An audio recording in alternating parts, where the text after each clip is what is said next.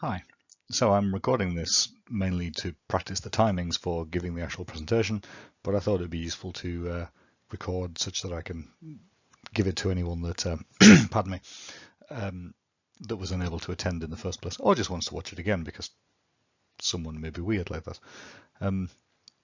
Anyway, I thought it's quite a good idea when you're on a journey to take stock every now and then of your progress, and I achieved something with my photography recently that seemed like a good way marker. So here we go. I make no apologies about this. I will always start from the point of explaining that my journey in photography starts from a point of tragedy. My wonderful fiancée Esther from Transylvania sadly suffered from depression and took her life at only 28 years old, and unsurprisingly sent me into something of a tailspin. And when I was in my period of interregnum, my initial period of grief and bereavement, I desperately needed something upon which to build a framework, if you like, beyond simply work and family, and that thing became photography. And I've shared this image before. This is an image that is very dear to my heart. It is obviously a terrible image, some horrendous highlights, some horrendous artifacts, etc. However, this was taken at Cowgreen Reservoir on a bitterly cold January morning, and I was struck by the savage beauty of the scenery in front of me, and I stopped to take a photograph with my phone, and I then, at the same period, edited that photograph on my phone using an app called Snapseed. And in doing so, I was taken out of the constant thoughts about what I'd lost, who I'd lost, and what I was going to do about it. And instead, I was purely in the here and now, appreciating the beauty of the world and working out how to capture it. And in a really cack-handed approximation of the term, this to me is mindfulness. And I immediately fell in love with the concept of photography and decided, if nothing else, it means that I'm not just constantly thinking about the darkness that my life has become, and instead can appreciate something beautiful. So I went from there. And I spent a fortune on camera gear. And then I spent another fortune on camera gear because, as you all know, once you've started buying camera gear, you suddenly decide that you need to buy different camera gear. And I started producing photographs, some far worse than this one here, but this is a good example. At first glance, it's a nice photograph. There's very dramatic sky, there's some light on the ground, but I can see flaws with this image. I mean, there's not a great deal of foreground interest. There's nothing that could even be described as being a subject other than possibly the clouds. There are some blown highlights, and if you actually look at some of the items that are captured in the image, there's what looks like a waste dump off to the left here. There's some other industrial thing here. So, and then this, which I think is a reservoir, off to the left, capturing the attention somewhat. It's a bit of a messy, inelegant image, and the problem was I produced images like this, and my family and my close friends would fawn all over them and tell me how amazing they were, and basically just telling me I was an amazing photographer, and I didn't feel like an amazing photographer. So I was dissatisfied. I don't handle praise very well. I really want I really want someone to tell me that I'm a crap photographer. Which brings me to, I searched around for my options, and I decided to join a camera club, and I decided to join Princes Risborough Photographic Society, because if someone is going to tell me that I'm a crap photographer, surely it's them. Um, and I attended a couple of evenings and enjoyed some talks where I learned some things about photography that I didn't know. And I witnessed a competition, and I thought, oh my God, these guys are amazing. How on earth am I possibly going to compete against this? But in for a penny, in for a pound, I decided to enter a competition, and I thought, let's not keep my powder dry. Let's enter what I consider to be the greatest image that I've ever taken. So at the time, this was what I considered the greatest image I'd ever taken. And this was put up on the screen, and I was full of this frisson of excitement. And this judge looked at it and made some positive comments and made a few negative comments. And then he said, overall, I'm going to score this 15. And I thought, bloody hell, 15 out of 20? That's amazing. 75%, that's like a B. Oh, I was so happy.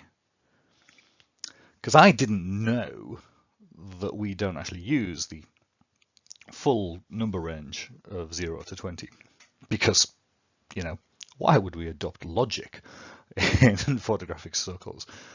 Obviously, if you're going to score something out of 20, you only actually score it from 12, or possibly 15, or sometimes even 17. Who knows? It depends upon the individual judges, the individual competitions. It's all mental. However, the score didn't matter. What did matter was the critique. And the critique was very fair. He basically said, at first glance, this is a very interesting image. There are elements here that combined together seem to tell a story. But then you take a step back and think, well, what is the story? And you get a little bit confused. And because you're confused, you then start to notice other things, such as these windows. They're very dominant in the image, if you think about the sheer amount of real estate that they take up. And they're very bright, particularly this bit here. So they're kind of taking a lot of the attention, and they don't add anything. Then when you look further to it, this guy here is quite interesting, but you're really struggling to see his eyes, which is a bit disconcerting. Then this graffiti, which appears to be quite important to the image because the author has placed it dead center, it's possibly a little bit blurry, a little bit indistinct. That may be the graffiti itself, or it may be some slight camera shake. And then finally, this vehicle here, we're not sure what it is or why it's there. Is the author trying to say something about the relationship between old pedestrians and vehicles? Is he trying to say something about the message of this graffiti related to these two? What actually is this image trying to say to us? Things I know that this is a taxi in Brașov in Romania, but someone who has not been present when that image was taken hasn't got a clue what's going on here. And all of that critique is fine, and it was really interesting to me. I was really I would almost go as far as to say overjoyed, because rather than someone simply saying, "Oh, that's great, you're a wonderful photographer," someone actually said, "Well, it's not all that," and I really valued that, and immediately I was validated in my choice of going down this journey, which made the next image somewhat amusing.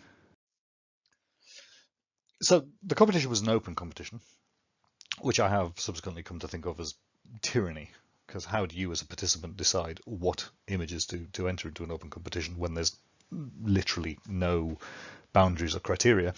And more importantly, from a judging point of view, how on earth does someone compare a mono street shot with a colour landscape shot, with a blurry abstract shot, and a classical portrait shot?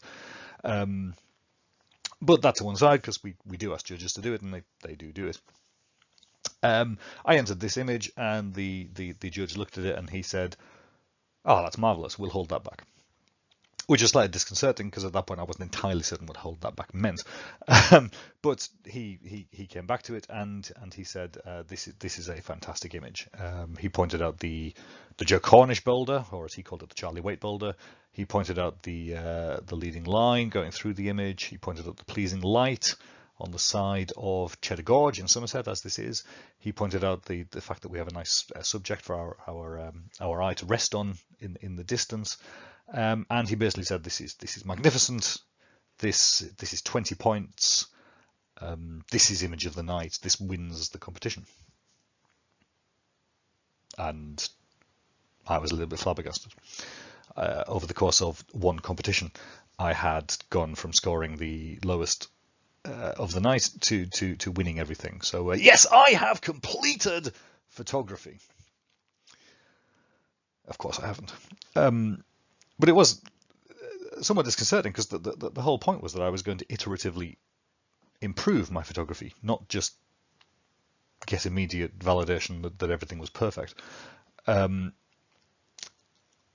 luckily, this image is a fantastic illustration of one very, very important fact, which is that photography and the appreciation of photography is all subjective.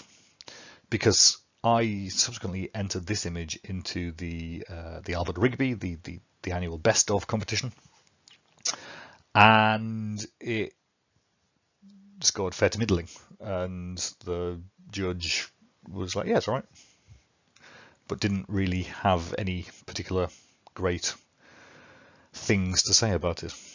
And it's like, hang on a second. So the first judge said that this was magnificent and a fantastic example of landscape photography and everything about it is perfect. Whereas the second judge looked at it and went, yeah, it's all right. And you could look at that one way and say, well, that proves that this is all rubbish and why are we bothering? Or you could look at it another way and say, well, different people have different tastes and different people take different things away when they look at an image. And also, if you're looking at this purely as a competition, you're comparing this with the other images that were there that night. So in the first competition I entered this into, maybe this was the best image that was there. But the second competition I entered into, there were probably significantly better images, in the opinion of that judge.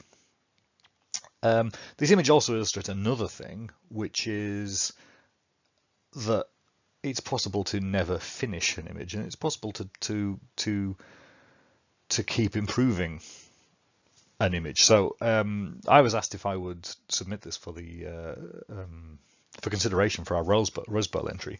So I slightly changed it because I didn't like some of these grasses that were encroaching on the road down here. So I processed it ever so slightly, and in doing so, I accidentally created this tide line, this horrible artifact here, which you can't really see on first glance, but when you look at it closely, it's really jarring and hideous, and just it's so amateurish. And it's because this top bit of the image is a separate image from the bottom bit of the image. One's a long exposure, one's a short exposure. But in the reprocessing, I somehow managed to create a barrier between the two images. That's hideous. So I processed it further, and having learned about luminosity masks in the interim, I created this image, which I was really delighted about, and fantastic the emphasis that I've given to the light here.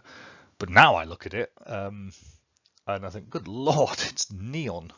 It's so overdone, overcooked.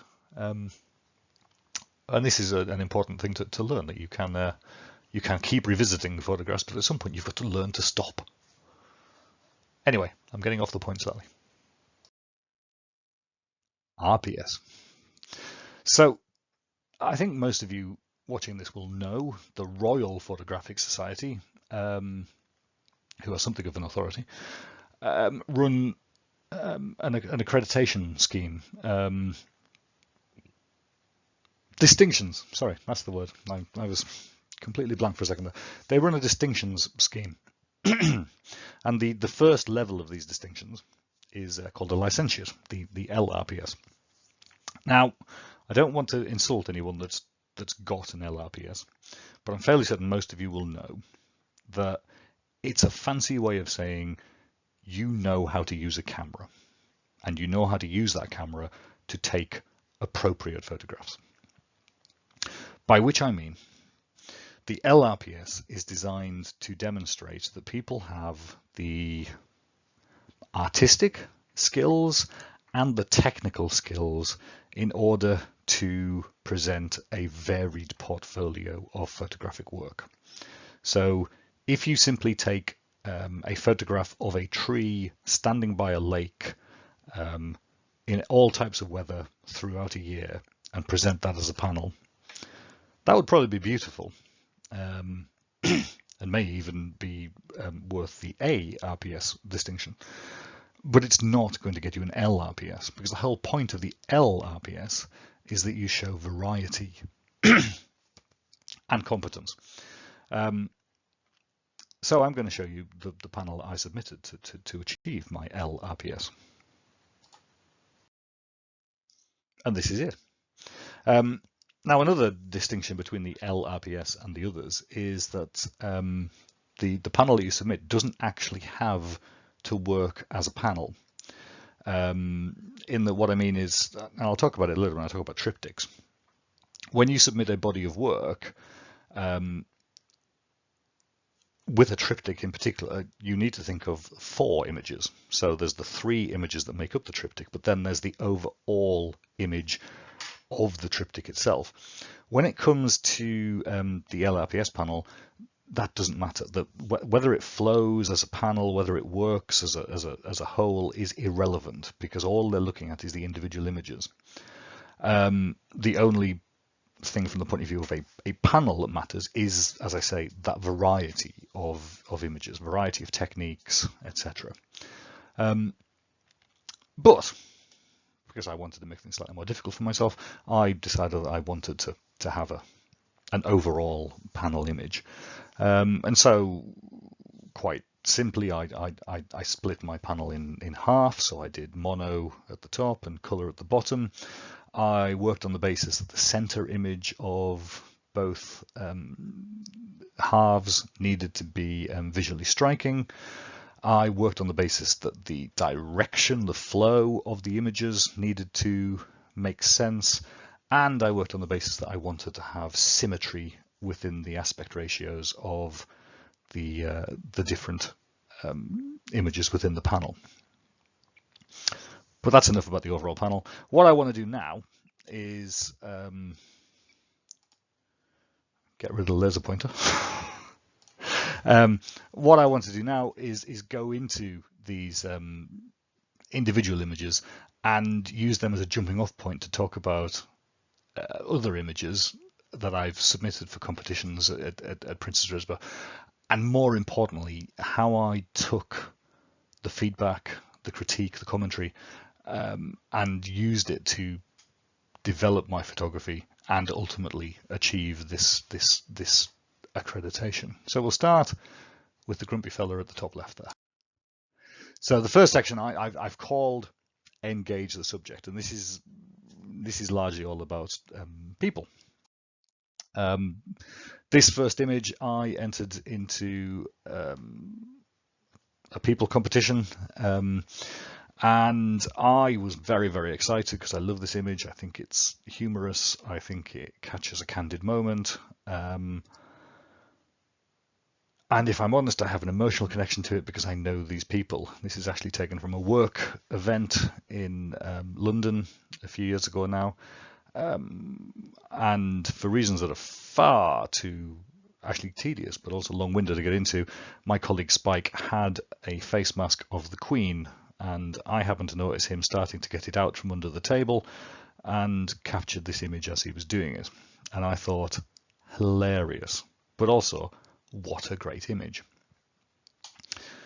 And the judge said, the author thinks that this is the subject of the image. But actually, this is the subject of the image. And unfortunately, we've cut off this person's face to the point where we're actually starting to cut into her eye. And we've got 2 people here who are not engaging with each other and they're not engaging with us, the viewer, and it creates an unpleasant tension, and I don't like it. Now, I don't necessarily agree entirely with that critique, but I do have to take it on board. I mean, if I'm perfectly honest, when I started processing this image, I was painfully aware of this problem here, and I tried cropping the image so that Joanna wasn't involved at all. So we just had Spike and the Queen. I tried any number of ways of getting around that, and I mean, probably that's another learning, and I will talk about that a bit later. If you find yourself desperately trying to solve a problem through processing, it probably indicates that the image didn't work to begin with.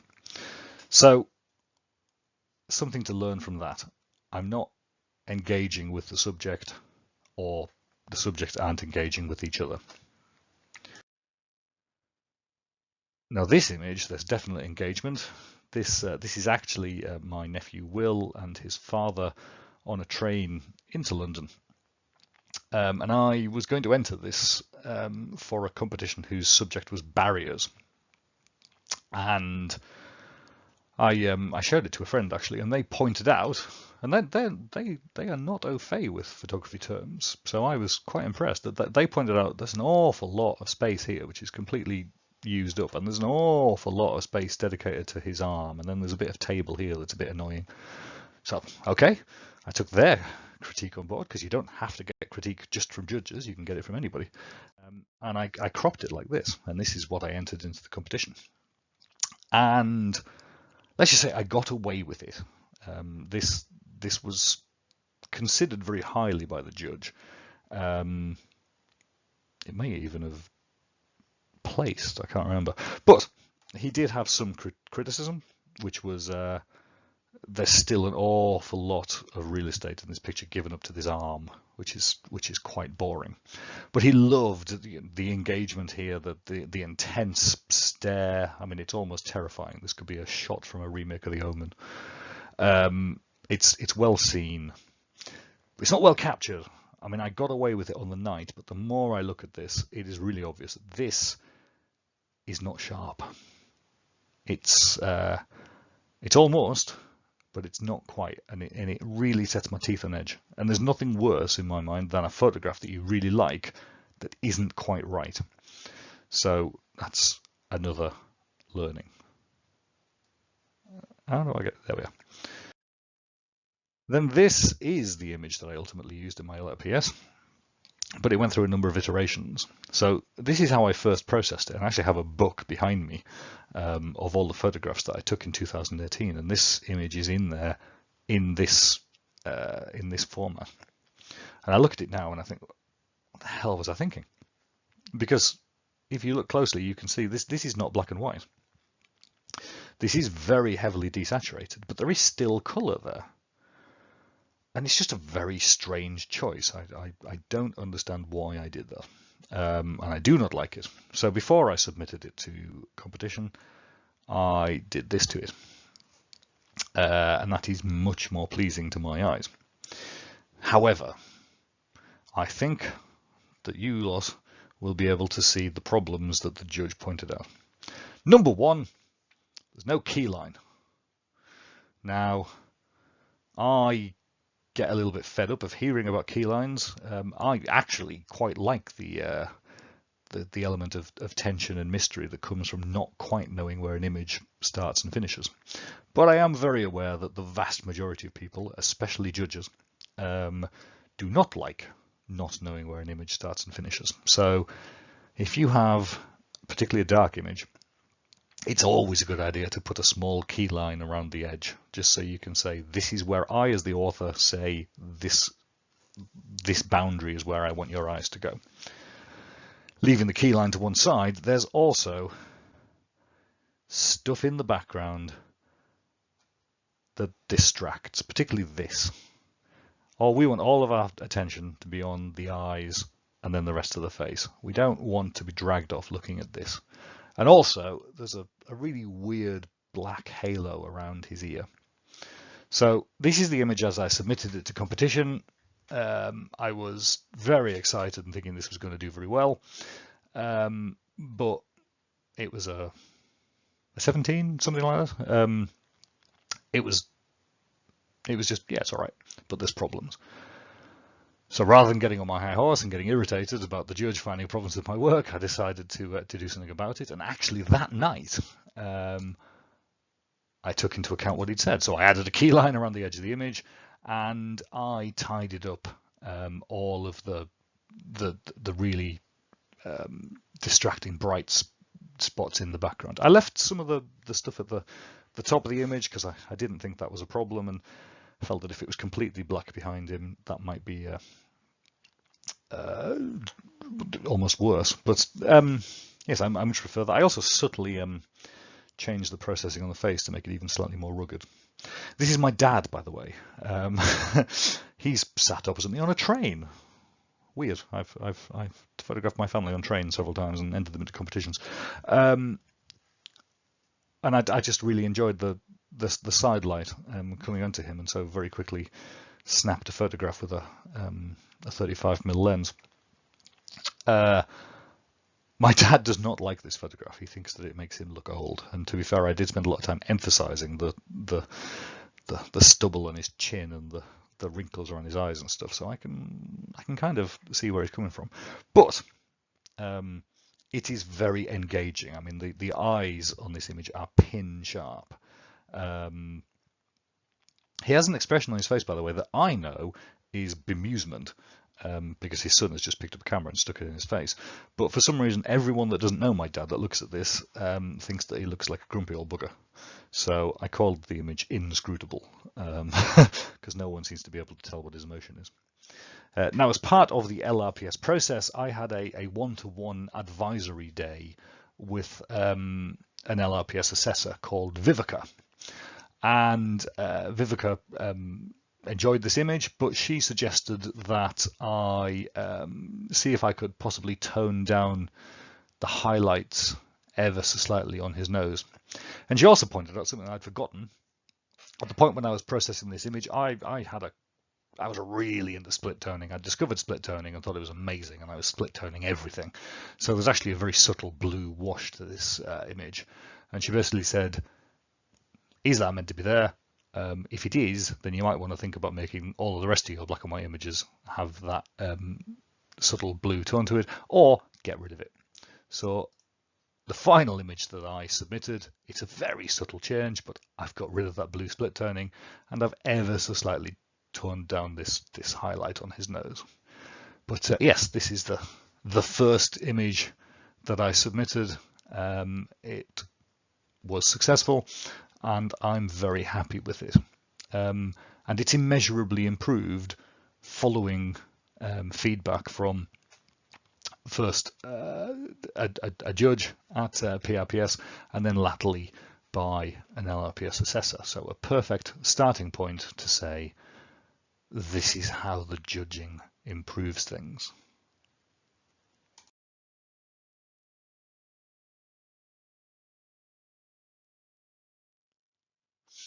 So my second section involves animals. I'm really not a wildlife photographer. I don't have the patience or the reflexes, but I do occasionally dabble. I do enjoy getting a good photograph of an animal. And one of the things that I've learned is basically everything that applied to the people in the first instance kind of applies to animals as well. So this is the first animal photograph that I ever submitted for a competition. I actually submitted it for an action competition, which demonstrates just how naive I was, because there ain't no blinking action in this image. In fact, I remember I was sat behind a couple of people in the audience who, the first time this came up, kind of turned to each other and started tutting and saying, "It's not moving." And I have to say, they were right. But leaving aside the complete lack of action in this action photograph, the main criticism of it was the lack of catch lights in the eye, which, similar to key lines, is a thing that you will get very sick of hearing judges say. But the reason they say it so often is because it's such a fundamental truth. Without a glint in the eye, it's very easy for something to look dead and stuffed. We want life in our animal photographs, the same as we want life in our people photographs. If we talk about engaging with the subject, that catch light is really important. This image, I was not actually present for the judge's critique, but if I understand correctly, the critique that he gave is exactly what I would have given. There are a few distracting things around the frame of this image of a pony in Exmoor, but primarily the problem is that no matter how much I tried, I couldn't actually tone down these highlights to the point where they didn't look jarring. They're not actually blown out, they just look like they might be. It's a lovely image, but it's not quite right. And again, if you remember what I said earlier, if you spend ages trying to fix an image, it probably indicates that it's not good enough. So the image that I did submit, this originally had a very pretentious Latin title, Coronum de Gladii, which means Crown of Swords in Latin. So I've simply renamed it Crown of Swords because pretensions. This works. This is a stag in Richmond Park in London during the deer rut. It's technically a wild animal, although they are quite tame. You can get very close to them, and as long as you aren't an idiot, you're perfectly safe. I emphasize that because literally 2 days after I took this photograph, someone in Richmond Park was gored by a stag because they were being an idiot. However, that's irrelevant. So what is relevant? This is a nice image where the subject is quite clear, it is sharp, it is framed nicely within the image, we've got the catch lights in the eyes, and we have got clear engagement between us and the stag. The judge that first saw this awarded it 20 and Image of the Night, which happened to be in the Albert Rigby annual Best of competition. And that actually was quite a important learning for me about the subjectivity of this sort of thing, because basically he really liked deer and that was why I won the competition. But yeah, so engage the subject, whether it be people or whether it be animal.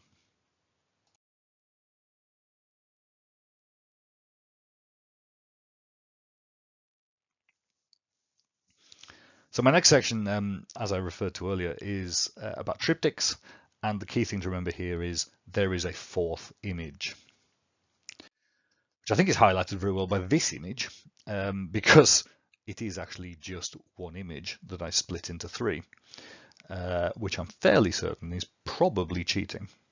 The judge at the time didn't pick up on that and didn't score me down, but I would be slightly embarrassed to enter this into a triptych competition now because I don't think it's a triptych, but it does highlight that point of there is a fourth image. If you squint at your screen so you can't see the boundaries between, you can see that this is one overall image, and that's kind of how you need to think of your triptychs. So this which I was really proud of and I thought I'd done a really good job with. I find the portfolio competition so hard, and this is an example of why.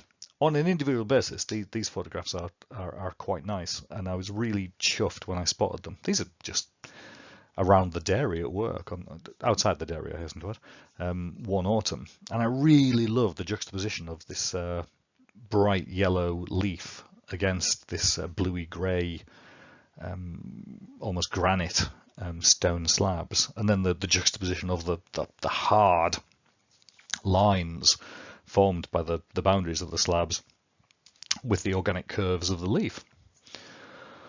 But as an overall image, does it work? And the answer is no. There's no flow here. There's no real reason for the placement of those different pieces. The fact that the third image is completely different to the other 2 was deliberate, but is visually jarring. And the most important one is the placement of those leaves. They either need to be properly off center at the left and the right, or they need to be dead center. As it is, you look at that and it is jarring. Your OCD is going off the scale, because those leaves are almost but not quite in the same position on each of those images, and it's just unpleasant to look at. So that's an example of this did not score well for that very reason. An image that did score well, and to be fair, before I move on to this next image, I took all of these separately and then tried to turn them into a triptych after the fact. And that's often my approach. I find images that work individually, and then I try to make them work as a three. And often I'll have two that work quite well together, and then I'll try to crowbar in a third. The triptych that I did that performed well was different, in that it was conceived as a whole to begin with. And well, I'm not going to spend a lot of time talking about this because I've already spoken about it in the past. This is an image that I called Songs of Rage and Sorrow, and it is my attempt at portraying the tumultuous emotions that come from grief and bereavement. And in my eyes, and certainly in the eyes of the judge at the time, it works as both individual images and as an overall image.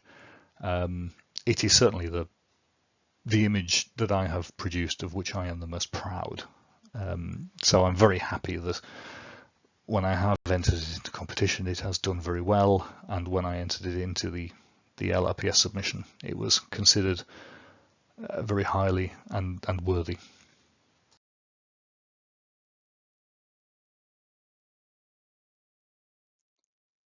So my next section I've given a truly snappy title to: Small Scale Equals Big Opportunity for Failure. And we'll start with this image, which I submitted for a competition and did not do well. And to be fair, I didn't really need the judge to tell me that it wasn't going to do well, because this is another image where I spent hours frantically trying to improve upon technical flaws in the original image. And again, really need to learn that if you're spending lots of time in post-processing trying to fix flaws that were introduced at the point of capture, it's not a good image, or at least it's not good enough. But this was taken on the Isle of Skye at the Fairy Pools, which, if you've ever been there or if you've seen photographs of, you will know is a truly magical vista of beautiful waterfalls and clear blue pools surrounded by this amazing mountainous landscape. So I was really impressed with myself, because big up yourself, you got to. I was really impressed that I'd come away from there and I'd actually spent some time trying to capture some of these more intimate details. And this one has such potential to be a wonderful image. It's so delightful. It's a shot of a pool, in fact a puddle, on the footpath, and what you've got here is where you've got the reflection of a dark boulder. It's allowing you to see through the water to the stones at the bottom of the puddle, and then the rest of it is the reflection of the sky above. And then this is ice forming on the surface of the puddle, but it hasn't quite frozen the entire puddle, so it's creeping across, and it makes this beautiful feather shape. I mean, it's truly beautiful. But I was photographing these magnificent vistas using a 70 to 200mm telephoto lens. I had a quite flimsy travel tripod, which at this point I had extended the central column to its full extent, so it was not fantastically stable. I don't think I'd taken off the image stabilization on the lens, which is a no-no when using a tripod. And ultimately I wasn't paying attention to the shutter speed. So that setup was fine for the wider or the longer vista that I was trying to shoot, but when I was trying to do this more intimate detail, it's simply not in focus, or there's camera shake. It's so unfortunate. And the problem is, because you're working on such a small scale, you're working with such detailed components, that flaw is just so much more readily apparent. It's so disappointing, because I think that this has the potential to be a truly magnificent image, but it's just technically flawed. Um, I can highlight what I mean about small scale increases the problems with this. This is a behind the scenes shot of a setup of a macro shoot that I performed in lockdown, and the subject of this shot, you can just about see it here. It's a small grass seed held in place on the surface of a bowl of water, with a large flower in the background. Incredibly finicky to set up. You can also see tonic water being used to support the bowl, so you can see what I was drinking during lockdown. And this was the result. And I mean, it is a beautiful image, and I'm very proud of it. But the judge, when she saw it, she pointed out, there's these black splotches in the background, and there's this highlight here, and some more splotches, and they're a little bit distracting. You've got some slight imperfections on the surface of the water that are apparent here, and again, a dark patch under here. And the thing is, if you're spending so much time working at such a small scale that you've got such a level of control over the image, to have these distractions at the end of it is, well, it's a bit silly, shall we say, because you've got so much control over it and you've taken so much time to get this far. Why not finesse it even further? And then something that the judge didn't pick up on, but which I do, is within the water droplets is a refracted image of the flower in the background, which is the whole point of this shot. But it's not actually in focus, and you can't actually tell what it is. And again, if you're going to spend so much time setting up something with such a level of detail, why not work to get that right? So this is one of those shots that at first glance is really beautiful, and I am actually really proud of this shot, but it is flawed. And again, because you're working such a fine level of detail, the flaws are magnified. So the image that I entered as part of my LRPS panel is again a macro image, and this is a leaf skeleton. I actually bought this off eBay. There are people out there who will collect and sell leaf skeletons. Who knew? And I moistened this slightly, pressed it around the rim of a mug to give that curve, clamped it in place, made the room that I was in incredibly dark, and then illuminated this with just the light from my phone, and then I shot it with a macro lens. And I shot 500 images. I shot from a variety of viewpoints. I shot a variety of compositions. I shot a variety of focal length, depths of field. I tried infinite varieties to see what worked. And this is the point that I'm trying to make. This image, I believe, is beautiful, and I believe it achieves what I was setting out to achieve, and it achieves it because I spent a bloody long time finessing it. I didn't just set it up, take a couple of shots, and then take it down again. I really made certain that I got what I wanted. And it's not actually perfect, because this here is actually a split in the main section of the leaf, the stalk, for want of a better phrase. And every time I look at that, it sets my teeth on edge. But luckily, it didn't completely split, so I got away with it. But yeah, I think this is a beautiful image, and it really does show the benefit of the taking the time to get it right.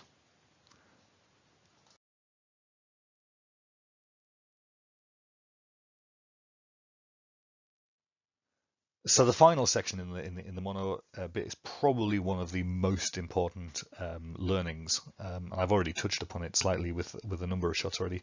I term it "kill your darlings," and it's basically just because you think a photograph is fantastic does not necessarily mean it is, and you have to be conscious of any connection that you have to an image because of, I don't know, an emotional connection to the subjects that are within it, because of simply the memory of the capturing of it or the processing of it. If you're particularly proud of the image because you managed to get it in the first place, all of those are perfectly valid, and you're well within your rights to put them on your wall and display them at home. But if you're going to enter them into competition, you need to be aware that the judge has no way of knowing, and nor do they care about the hardships that went into you capturing that image. All they're going to judge is the image itself.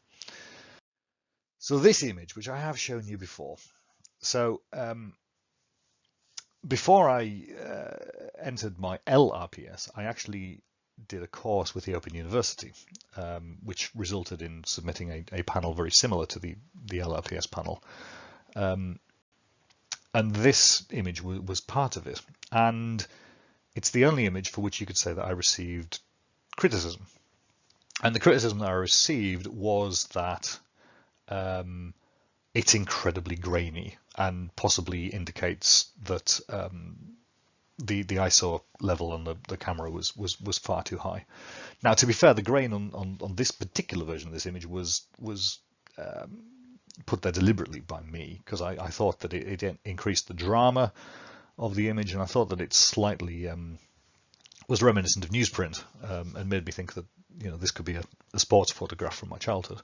But I took that feedback, and I cleaned it up slightly, and then I entered this into a competition, and the judge didn't really say a lot about it. He pretty much dismissed it and just moved on to the next image. He said that the image was a little bit confusing. He said that the image was potentially a little bit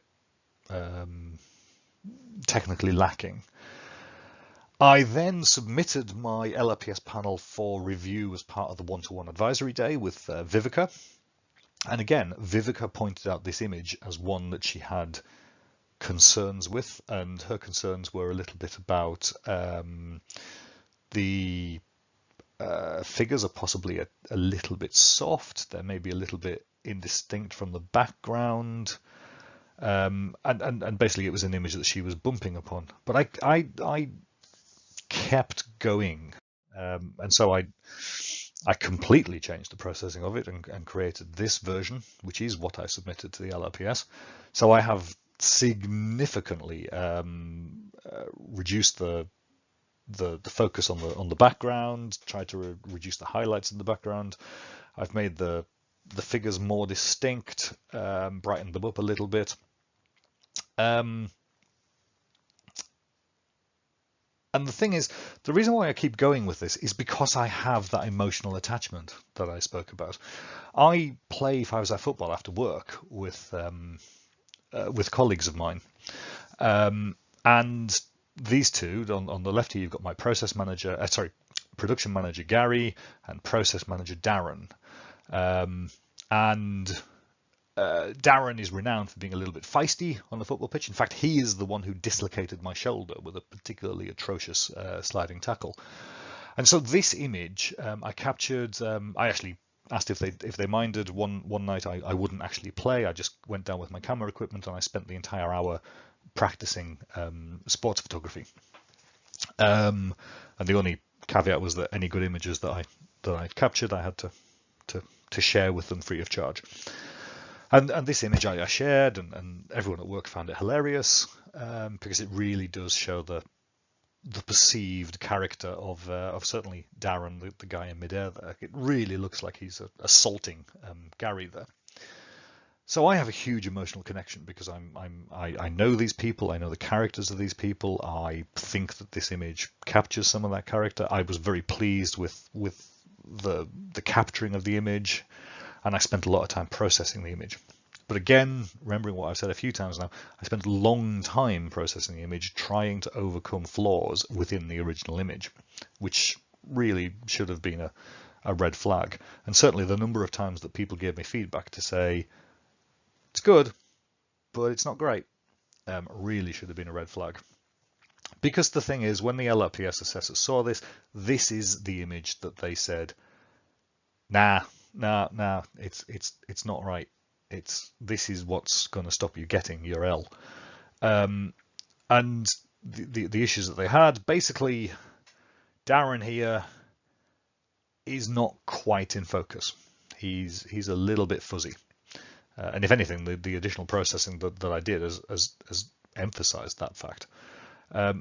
Beyond that massive technical limitation, remember what I said about engaging the subject? Either engage them with the viewer or engage with each other. These two aren't looking at each other. If Gary weren't in this picture, it wouldn't fundamentally change the image. The only thing you really need is his leg. If you view it as Darren is assaulting his leg. But actually, Darren is probably interacting with the ball. But knowing what we know about the game of football and how it's played, it's actually really difficult to tell what's going on here. I mean, I took the photograph and I don't actually know what's going on. Is Darren, has the ball come off Darren and gone down here and bounced up in the air, or is the ball, what is going on? And the more you look at it, the more you think, well, I'm confused by the image. And because I'm confused by the image, I'm starting to look for other things. And when I'm looking for other things, I'm noticing technical flaws. And ultimately, it's a failure. And that's really hard to take because I love this image. It's so close to my heart. But ultimately, I have to accept that it ain't as good as I think it is. So I failed my initial submission because of this image. But because it was only this image, I was invited to resubmit. So when that happens, you almost get a free pass on all of the other images. So I had 9 images in my original panel that the assessors liked and had waved through. So all I had to do was submit. Well, I had to resubmit the entire panel, but I only had to change one image. So I changed it to this image.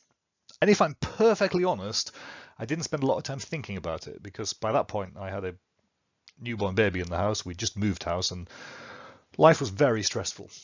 So I almost didn't even bother resubmitting because I was so focused on other things. But very, very recently, to the point of resubmission, this photograph had performed very well in the competition. The judge had made some positive comments about it and highlighted the fact that it's a very moody and atmospheric image. It seems to convey a narrative. I mean, I call this image youthful melancholy just because of the atmosphere, although actually it is just a snatched image of my stepson Elliot on the bridge over the A41 towards Tring Park. But because of the fog in the background, it feels melancholy, moody, atmospheric. But as I say, I had not very much time whatsoever, literally a couple of hours to sort out my resubmission or I was going to fail. This image had been heavily praised by a judge, so and it was mono and therefore fit my my desire to have a square mono image. So I in fact I cropped it because it wasn't originally square. I cropped it to square. I ever so slightly changed the processing just a little bit because I felt that with the square crop it just needed a little bit more emphasis on the figure, and resubmitted it. But there wasn't a great deal of thought.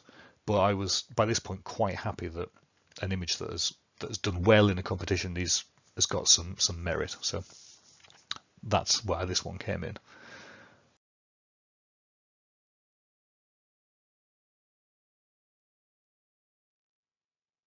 So now we move on to the color photographs, and the first section I'm going to call iterate. I could just as easily have talked in this one about intimacy, for want of a better phrase. So This shot, I love this shot. I'm so happy with this shot. Um, this is of Aber Falls in Conwy in Wales, and if you've ever seen Aber Falls, you will know that it is a really tall waterfall. And originally, this was going to be a vertical panorama of 6 images to capture the full scope of the falls. And I did make that panorama, and I just did not like it. It didn't engage with me in the slightest. The bit that I'd seen on the day, which really excited me, was this at the foot of the falls. And when I came to review the images in post, I was like, well, the rest of it, which carries on up here for another 5.5 images, does not interest me in the slightest, so I just got rid of them. So this is technically still a vertical panorama because the first image stopped about here.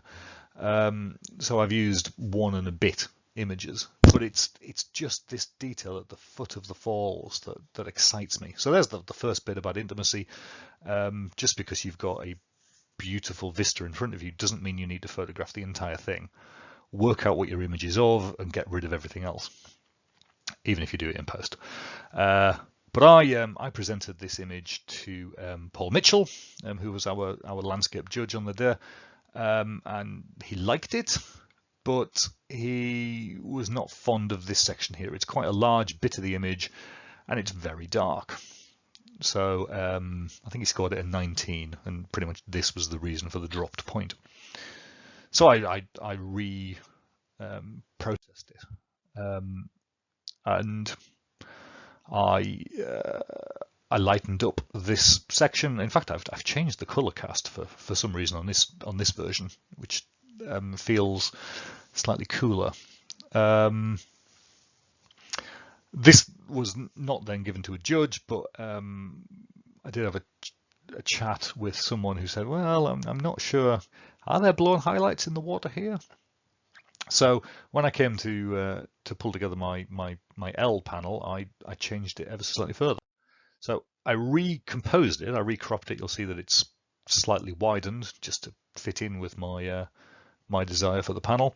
I toned down the highlights ever so slightly in the water, and I split the difference. So it's not quite as light as the previous version, but it is lighter than the first version. But more importantly, and purely because they were irritating me, I got rid of the green grasses. So not much more to say about this image. It's one of my favorites. If nothing else, it highlights the choice of shutter speed for waterfalls.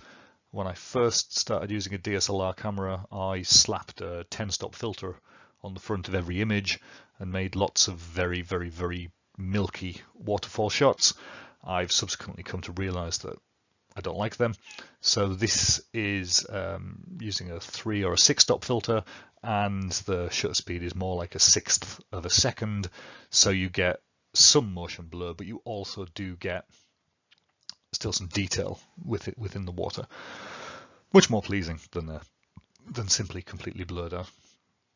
But yeah, not much more to say about that. Iterate. Take the feedback from the judges and work with it.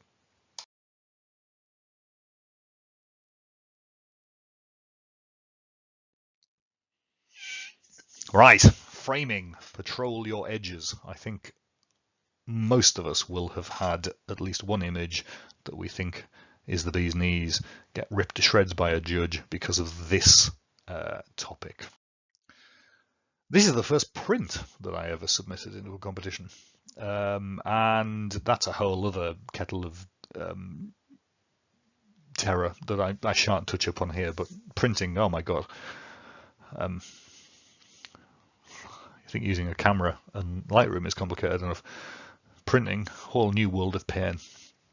But we'll leave that to one side. The print that I submitted was terrible. The greens were nuclear, but that's not the point of this image. So this is Western Turville Reservoir. I spotted the boats on the reservoir, and I realised that there was a strong possibility that that the boats, as they were coming through, were going to line up with that window in the trees. And so I positioned myself handheld and waited, and I literally just waited a few seconds actually, and the red boat, and that boat was that colour, that isn't from processing, the red boat lined up perfectly, click, quick snap, fantastic. I love this shot. And the judge said, this bit, this is brilliant, this is really good, well seen, well captured. He even read the registration of the sail of the boat and said, yep, that is definitely a red sail. I have no idea, but good job I didn't try to change it in post. But the rest of the image, there are flaws. Even if you accept the sheer amount of foliage here. What's going on here? So you've got a big black full stop to the image, but you've got this little highlight next to it, which is slightly irritating. But then the other side, you've got this big black full stop to the image, but then the image carries on the other side of it. So it's just, it's unpleasing, it's inelegant. Either crop it so this tree forms a frame with the other one, or make sure that you've got space either side so you can say that you're trying to be part of the bigger world, but be aware of the edges. This image here, the judge was very suspicious of the colours. Now I maintain this is what that dawn looked like, and it is actually a quite accurate representation of a very spectacular morning. But either way, the judge was suspicious of that and possibly was looking for reasons to be irritated. But ultimately there are flaws with this image. I mean, there's not much I can do about the fact that this tree has no foliage, but it would be much more pleasing if the tree had foliage. But the bigger problem was this. What is this? Just poking in out of the side of the image. It's just it's not needed. It's distracting, and it could so easily have been removed if I just shuffled my feet ever so slightly on the day. So this image, which I thought was spectacular and was shoo-in to win something, was dismissed out of hand, and largely because of this shrub here. Another one that I put forward with Mr. Mitchell. This is from the summit of Snowdon.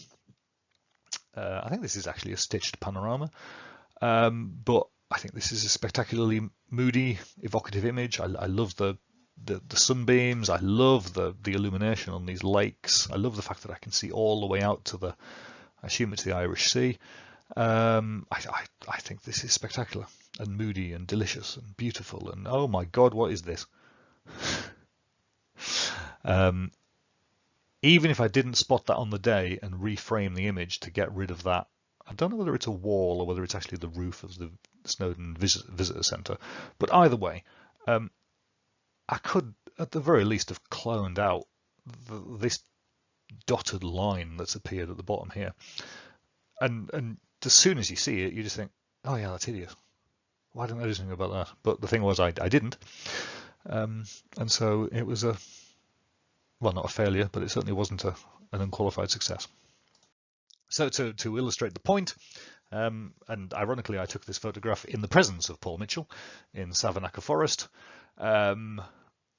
This is a lovely tree, a lovely scene, but the more I look at this, the image is here. This over here is, well, it's another image, and it's slightly distracting. And this log going off out of the image is just wrong and needs doing away with. So it is. And this is the image that I submitted to the LRPS assessors. It's an image that I call ensnared because I feel that it's very reminiscent of some great arachnid beastie about to capture its prey, formed by this illuminated sapling down here, and it's just a riot of glorious colours, and it's beautiful, but it works so much better in this orientation, this aspect ratio, than it did as the full version, and it's purely because there's less distractions. We are purely focused on what I think is the image.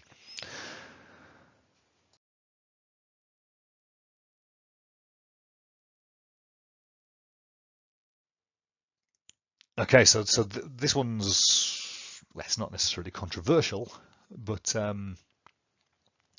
considering your audience, especially when being creative, something that I did not anticipate when I joined Princes Risborough Photographic Society was a discovery of the joy of creative or abstract photography.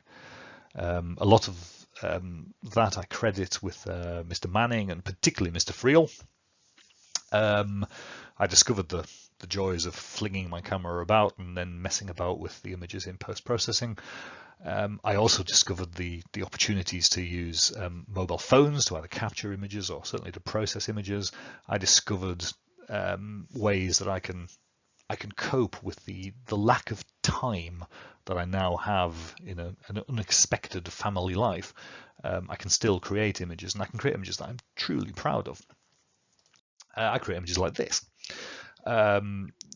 So this actually started as a sunset in my back garden. You can, well, if I tell you what this is the roof of a house. But there's nothing within that image to give you any context. It is purely abstract. And I am delighted with this image. I'm delighted with the ability to create images like this. I've never been artistically skilled through my life. I've had visions of what I would want to paint when I've picked up a paintbrush, and I've got no ability whatsoever to transfer that into something on canvas. So the fact that I can create something like this with these beautiful colors and these sweeping curves and things, truly magical, and I love it with a passion. But I probably would never submit this image into a competition, and that's because of other images I've submitted in competitions. So we'll start with something a little bit less swirly. This is an image that I took using a homemade vortoscope, which is literally a triangular prism made up of mirrors with the mirrored surface pointing inwards. So you literally make a triangular tunnel and you point your camera down that tunnel and take a photograph. And it's very similar to a child's kaleidoscope. It's extremely satisfying to have made such a thing. It's extremely satisfying from a historical perspective because the earliest known abstract photography was taken with a vortoscope.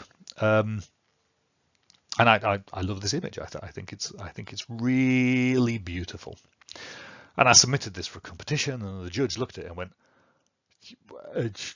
"What?" Yeah, no idea. Is it something that's been taken in camera? Is it something that's had filters applied to it afterwards? I can see that we're looking at cherry blossom, but what else is going on and why? And this is the fine line that you run with creative photography is if you're asking someone to judge a creative photograph, and this is the point. I'm purely talking about giving it to someone to judge. What criteria are they using to judge it? If you give something that is just a load of blobs, how are they defining your intent with those blobs? This is an image that I took in my back garden, again using just a mobile phone and processed it with a mobile phone. I love this image, and we will come back to it later. But I submitted this into a competition, and the judge pretty much, again, nonplussed, said, yes, it's very pretty, but what you what do I say about it? What are you trying to say with this image? And the best example is probably this, which is an image that I call havenless for reasons that don't matter. But I love esoteric titles. This is actually an inverted negative version of a photograph taken with an infrared camera of the bluebell wood at Docky Wood on the Ashridge estate, which is already slightly complicated enough. And I adore this image, and I printed it, and I printed it on textured paper, and I submitted it to a competition, and the judge went, what is it? what's the subject? Now, you can argue till you're blue in the face about whether creative photography needs to have a subject. But again, remember, you're asking a judge to come in and look at 40 images, and he's got to have some criteria by which to compare them and to make an assessment about what is good and what isn't good. And with creative photography, it's very much a personal vision. And if you can't communicate that personal vision, and the main way to communicate a personal vision would be to show lots of photographs, then there's some context. But if you're literally looking at one image, the judge has got to try and find something about that image to talk about, something about it to judge it against other images. And if he can't work out what your intent is, he's pretty much just going to let it wash over him. To be fair, on this image as well, this is a really egregious example of that split toning fetish that I developed, because for reasons that make no sense whatsoever, I've actually given this an orange cast in the highlights and a blue cast in the shadows. I have gone for the classic orange and teal. Why? No idea. But by the by. So this is an image that I submitted for my L, and it is an image that I submitted for a competition at Princes Risborough. And this is an abstract photograph. It's ICM, and it's been post-processed with additional textures overlaid as well. But you can discern a subject. You can see that there are figures here walking down a road. I actually photographed this in Oxford on a day when the university was having some really weird arcane ceremony. So there were students strutting around the place with formal gowns on, looking like they owned the place. So I just simply walked behind these three as they walked down the road. I had my DSLR propped up on my messenger bag as I went along, and I just slightly tilted it as I took the photographs. And I captured this image. And I captured this image as these three were walking forwards, and then there happened to be another three students walking towards them. I call this image strutting. You don't need to know all that backstory, but you can tell that there are figures in here. And I believe that for the purpose of judging, the fact that there is an element of familiarity here is helpful, because it gives some context, some foundation, some framework that the judge can then work from. I don't necessarily agree with that from the point of view of presenting a personal portfolio of creative images, and some of the stuff that I've created over the years and put up on Instagram and stuff is truly weird and wonderful. But remember, from the point of view of a competition or a panel or whatever, it helps to give some context to allow the judge to make a decision about whether this is a successful image or not. Again, you can debate that till the cows come home.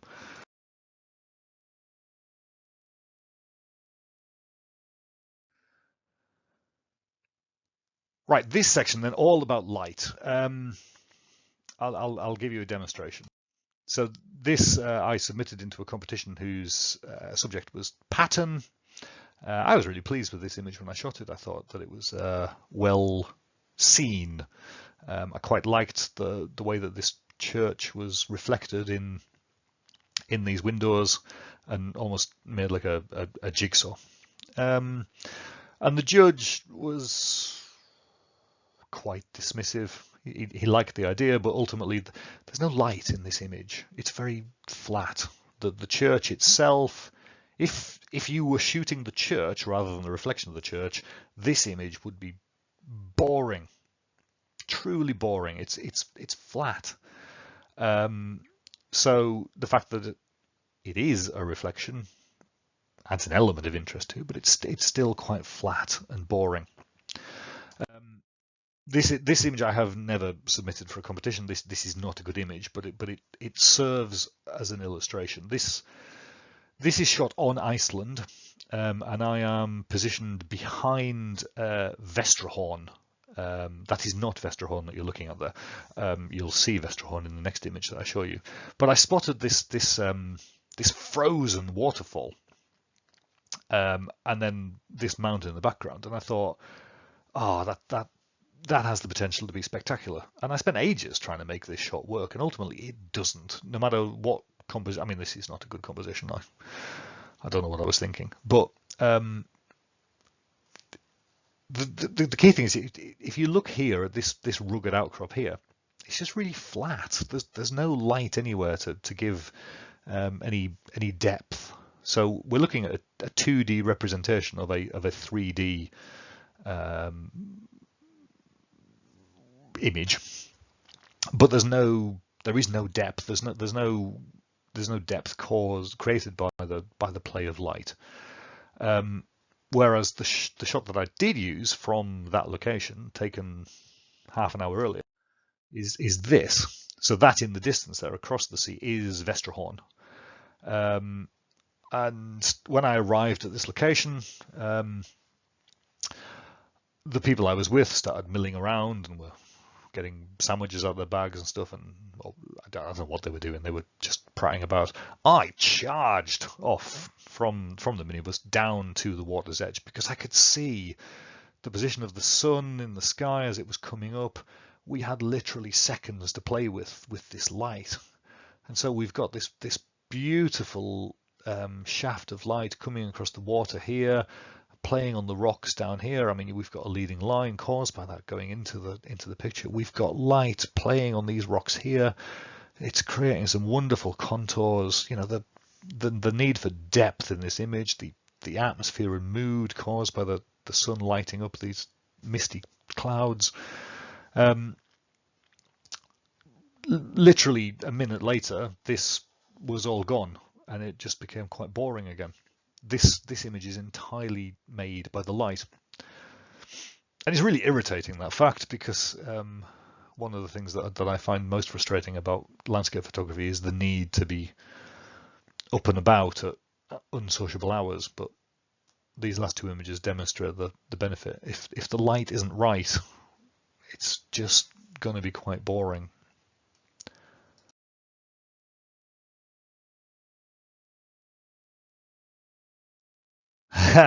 Right, the final section, taking everything I've just said.